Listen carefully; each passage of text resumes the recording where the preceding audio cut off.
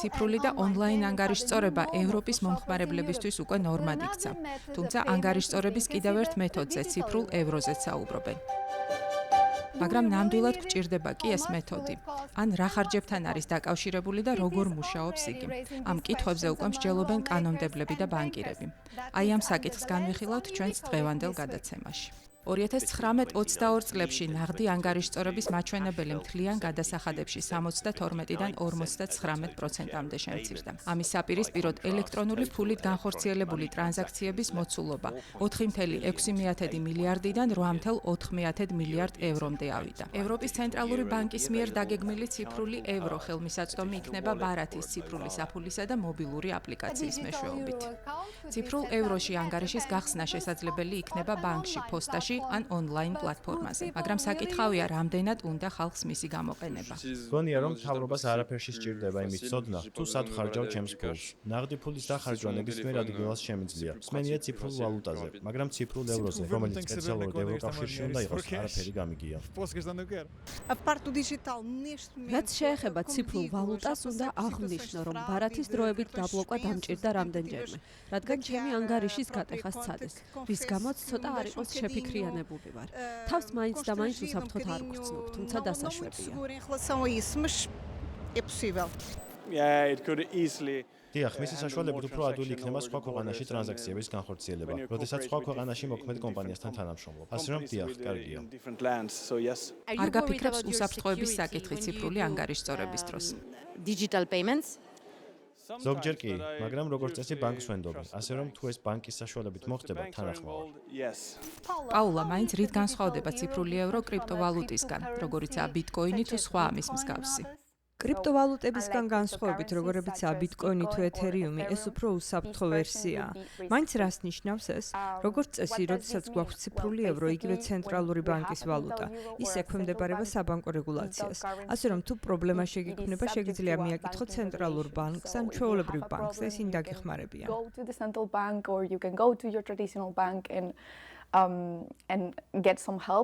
ეს ხომ არ ნიშნავს, რომ ციფრული ევრო არ გამოდგება ინვესტიციისთვის. ხალხი ვერ ნახავს მოგებას მისი საშუალებით, მაგალითად ვერ აიღებს პროცენტს თუ ბანკში დადებს. ეს მხოლოდ ყოველდღიურ ხარჯზეა გათვლილი. დიახ, ციფრული ევროს პროექტის იდეა ამ ეტაპზე სწორედ ის არის, რომ ეს იქნება ფულის გადახდის ალტერნატიული გზა. ამიტომ სურთ, რომ ის რაც შეიძლება დაემსგავსოს ნაღდ ფულს. მაგალითად, ის იქნება უფასო და ხელმისაწვდომი მომხმარებლისთვის. უზრუნველყოფს მოქალაქის ფინანსურ უსაფრთხოებას და ჩვენს ფინანსურ სტაბილურობას. That citizens are protected and that we have financial stability. კერძო საბანკო სისტემა ფაქტობრივად წინააღმდეგია ამ ინიციატივის. რატომ?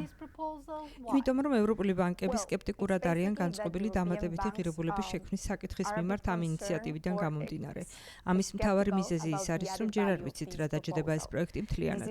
არ ვიცით ზუსტად რა ინფრასტრუქტურა უნდა გამოვიყენოთ ამ პროექტისთვის. და კიდევ იმიტომ, რომ ბანკებს ეშინიათ არ დაკარგონ გარკვეული საბანკო დეპოზიტები. ევროპის ცენტრალურმა ბანკმა უკვე განაცხადა, რომ ცდილობს ციფრული ევრო მხოლოდ და მხოლოდ ანგარიშწორების მეთოდი იყოს. ის არ არის ჩაფიქრებული როგორც დიდი რაოდენობით ფულის ანაბარზე განთავსების საშუალება. Ensure that this is just an alternative means of payment and it is not meant to be a savings vehicle for large amounts of money. მაგალითად, ზედაზღვარს დააწესებენ, რათა ბანკები ძალიან არ დაზარალდნენ. Exactly. ზუსტად ასეა. ჯერჯერობით არ იციან, რამდენი იქნება ეს ზედაზღვარი, რომელსაც სწორედ ახლა განიხილავენ ევროპის ცენტრალურ ბანკში, რადგან ჯერ მხოლოდ მომზადების ფაზას გადიან. ეს ინიციატივა ცოტა არ იყო შეფერხდა ევროპარლამენტში, რადგან მისთვის კენჭი აპრილში უნდა ეყარათ, რაც არ მოხერხდა. მხოლოდ მოსმენა ჩატარდა ევროპის ცენტრალური ბანკის წარმომადგენლებთან ერთად სექტემბერში.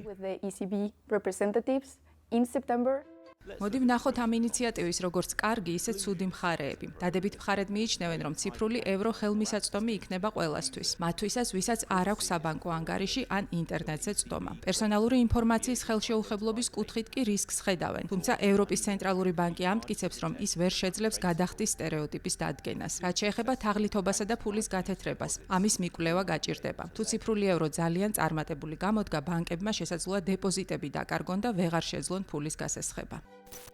ჩვენ ევროპარლამენტში შევხვდით ეკონომიკისა და მონეტარული საკითხების კომიტეტის თავმჯდომარის მოადგილეს. ბევრი ადამიანი სკეპტიკურად არის განწყობილი ციფრული ევროს მიმართ. თქვენი აზრით ღირს ამ იდეის განხორციელება? ძალიან მომწონს ეს ინიციატივა, ეს ბრწყინვალე ინოვაციაა. სულ უფრო მეტი ადამიანი იყენებს ანგარიშწორების ციფრულ არხებს ნებისმიერი ნივთის შეძენის დროს და უკვე ძალიან ვართ დამოკიდებული. მაგალითად, ისეთ მომსახურებაზე, როგორიც Apple Pay-ია. ხომ არ უნდა შეამციროს ევროკავშირმა დამოკიდებულება ვიზაზე ან MasterCard-ზე მაგალითად? ყოველთვის შეგიძლია გამოიყენო შენი საკრედიტო ბარათი, მაგრამ უნდა შეგვეძლოს კიდევ რაღაც ამის მსგავსით ფულის განახდება, ოღონდ ციფრულად, ციფრული საფულისა და ევროს საშუალებით. ეს საშუალებას მოგცემს, რომ ტრანზაქციები კერძო სექტორის გვერდისავლით განახორციელო, თუმცა ძირითადად საჯარო სექტორის წარმომადგენლების მეშვეობით. მე მგონია, რომ ორივე გზა დასაშვებია, უბრალოდ არჩევანი გექნება. და როგორ აპირებს ევროპარლამენტი პერსონალური მონაცემების დაცვის გაკონტროლებას ციფრული ევროს პირობებში? ეს რა თქმა უნდა უაღრესად მნიშვნელოვანი საკითხია, რომ თუ კი შენს ხელთ დაგროვდა უამრავი მონაცემის სხვადასხვა ტრანზაქციასა და პიროვნებაზე, აუცილებელია ანონიმურობის დაცვის უზრუნველყოფა, ასევე მონაცემთა დაცვა კიბერშეტევებისგან. თუ ტრანზაქცია მცირე მოცულობისაა, მაშინ შესაძლოა დარჩეს ანონიმური, მხოლოდ დიდი მოცულობის გადარიცხვები გაკონტროლდეს, რათა დავრწმუნდეთ, რომ ფულის გათეთრებასთან ბრძოლის მექანიზმები მუშაობს. თუმცა მე მგონია, რომ კიდევ უამრავი მექანიზმის ჩადება შეგვიძლია ამაში. გაერთიანებული სამეფო და ჩინეთიც მიდიან ამ მიმართულებით. ხომ არ გადარდებთ, რომ ევროკავშირი შესაძლოა ჩამორჩეს ამ ქვეყნებს? ამ თვალსაზრისით ჩვენ ნამდვილად მოწინავე ვართ და შეგვიძლია დავრჩეთ ლიდერება. ეს თემა სხვადასხვა მხრიდან ლობირების გამო ძალიან არ უნდა დავაქუცმაცოთ. უნდა დავფიქრდეთ, თუ რა არის გონივრული და რა მოუტანს დამატებით სარგებელს საცალო ინდუსტრიასა და კერძო მომხმარებელს. ზოგი ამბობს, რომ ციფრული ვალუტა უფრო ევროკავშირის ფინანსური სუვერენიტეტის საკითხია. ამ ფასეულობის დაცვა მნიშვნელოვანია. მიმაჩნია, რომ ციფრული ევრო შესაძლოა დიდი უპირატესობაც იყოს ჩვენთვის, რადგან აღარ ვიქნებით დამოკიდებული ანგარიშწორების სერვისის მომწოდებელზე. არამედ შეგვეძლება დავეყრდნოთ საჯარო ინსტიტუტებსაც. ამ შემთხვევაში ცენტრალურ ბანკს, რათა ანგარიშწორება შევძლოთ. ჩემი აზრით, მნიშვნელოვანია, რომ აღარ ვიყოთ დამოკიდებული არა მხოლოდ მესამე ქვეყანაზე, არამედ ზოგადად ბანკზეც, რომელსაც შესაძლოა პრობლემები ჰქონდეს. იმედი მაქვს, ეს ინიციატივა გაამართლებს. ციფრულმა ევრომ შესაძლოა გააძლიეროს ევროპის ფინანსური სუვერენიტეტი, თუმცა რის ფასად? ასეა თუ ისე ეს მექანიზმი მალე არ ამოქმედდება, თუ საერთოდ ამოქმედდა. ნებისმიერი კანონის დამტკიცებას, რომელიც ბრიუსელთან და ევროკავშირის ყველა წევრ ქვეყანასთან უნდა შეთანხმდეს, 2-3 წელი სჭირდება. დიდი მადლობა, რომ გვიყურეთ. მომავალ შეხვედრამდე.